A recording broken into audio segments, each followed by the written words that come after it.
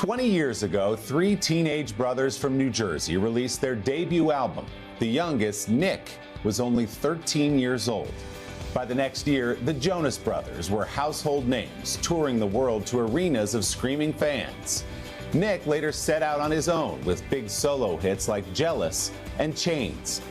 The prolific 33-year-old, who's married to and has a 4-year-old daughter with actress Priyanka Chopra Jonas, also finds time for starring roles in movies and on Broadway, all while putting out new music. Nick and I got together at Tavern on the Green in New York the other day for a Sunday Sitdown.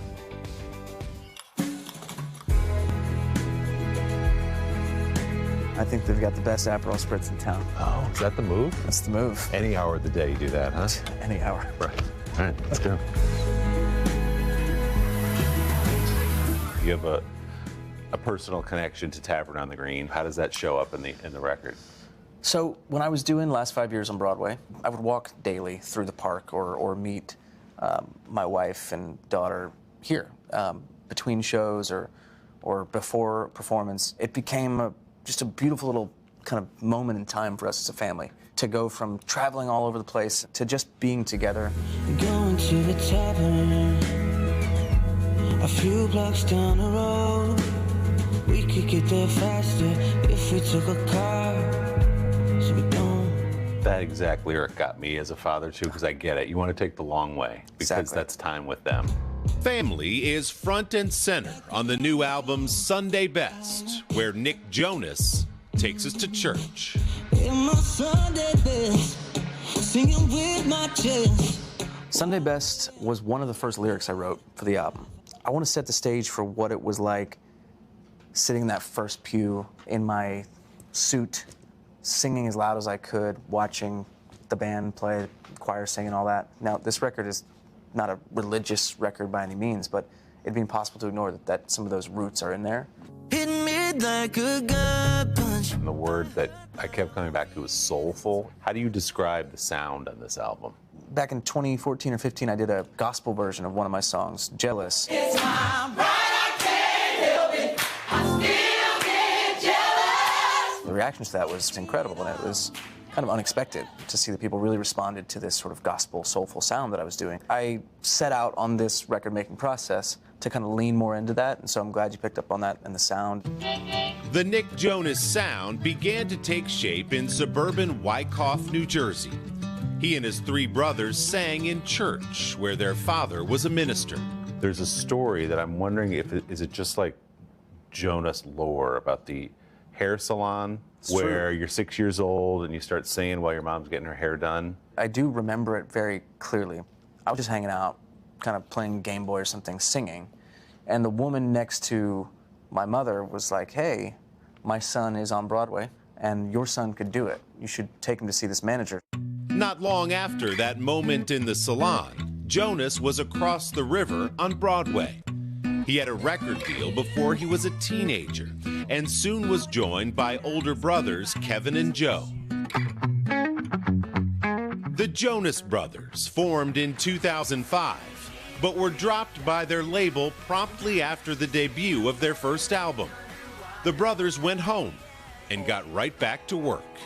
It was honestly kind of desperation. We were maxed out on credit cards from self-funding our career. So what we did in that period, just after we were dropped, just went down to the basement and started writing songs. It was the only thing sort of keeping us hopeful. Don't forget to hold on.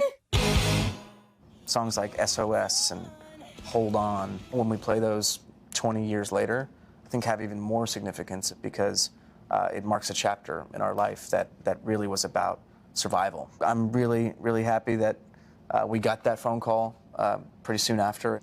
Disney and Hollywood Records saying, we know what to do with these three teenagers. Yeah. We're going to turn on the faucet and market this the right way. And Famed Disney faucet. When it goes on, When it goes on. It's fire hose. Different level. This is an SOS. With Disney behind them, the Jonas Brothers shot to fame.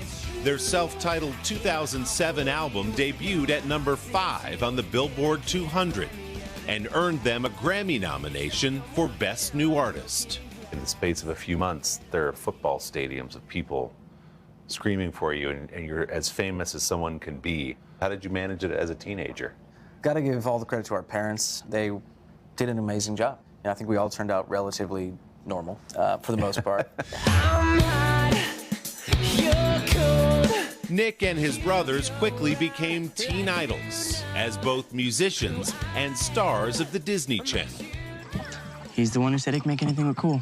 But in 2013, at the height of their popularity, the trio shocked fans by announcing they were going their separate ways.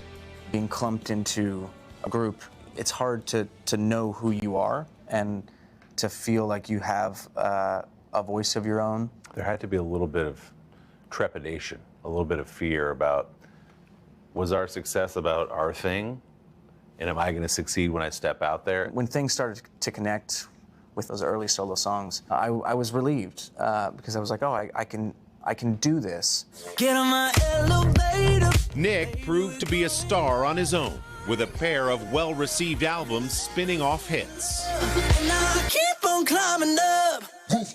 Before he found his way back to his brothers in 2019. I'm a sucker for you.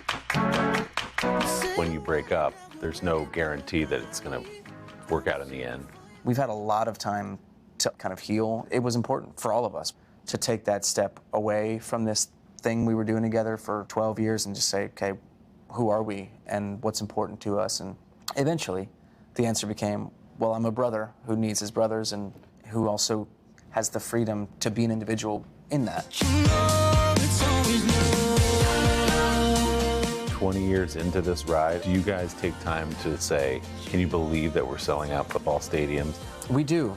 The start of his last tour at MetLife Stadium carried a lot of significance for us, given that we lived 15, 20 minutes away from there. To look out and see that sea of people in our hometown stadium was incredible. And we took a moment after the show and just kind of looked at each other and said, how did we get here? And the answer is, I don't know, but I'm glad it did. From the hair salon to MetLife, it's a hell of a ride. It's wild. A superstar career born in a Jersey hair salon. Nick's new album, Sunday Best, is available now. Our big thanks to Tavern on the Green for hosting our conversation. Don't forget to subscribe to the Sunday Sitdown podcast to hear the full extended interview with Nick Jonas. There is much more in there for all you fans. You can find our conversation wherever you get your podcasts or just scan that QR code right there on the screen. Hey, thanks for watching. And don't forget, you can catch the Today Show every morning on NBC or take Today when you're on the go. Just follow the Today podcast on Apple Podcasts, Spotify, or wherever you listen.